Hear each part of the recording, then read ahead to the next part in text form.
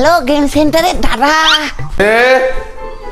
আরে পাপাই তুই এতদিন পরে? হ্যাঁ 1 বছর পরে আসলাম তোমার এখানে। হ্যাঁ তোকে হলো বড় বড় লাগতেছে, হ্যাঁ তাহলে চলো গেম খেলি। কিন্তু এখন তোমার গেম সেন্টার বন্ধ আছে রে, বাড়ির কাজ চলতেছে না, কিছুদিন পর আবার চালু করবো। ধর এতদিন পরে আসলাম, ভাবলাম অল্প গেম খেলবো, সেটা হলো। এখন তো হবে না রে ভাই, বন্ধ আছে। এ না না আমি গেম খেলবো। আরে এমন করলে হয় নাকি? তো যদি খেলার ইচ্ছা হয় তুই অন্য কোনো গেম সেন্টার যা। না আমার এখানে গেম খেলতেই ভালো লাগে, আমার অন্য কোথাও গেম খেলতে ইচ্ছা করে না তো। আরে আমার ঘরে কাজ চলতেছে, আমি কিভাবে তোকে গেম খেলতে দেবো? না তুমি আমাকে যে কোনো গেম দাও, আমি যে কোনো গেম খেলবো, কিন্তু আমি এখানেই খেলবো, আমি অন্য কোথাও যাবো না। যে কোনো গেম খেলবি তো? চক চক চক চক চক। এই দেখ, এইভাবে খেলবি। এ দাদা এগুলা কি গেম খেলাচ্ছ তুমি আমাকে? তুই তো বললি যে কোনো গেম খেলবি, তাই এটা খেল।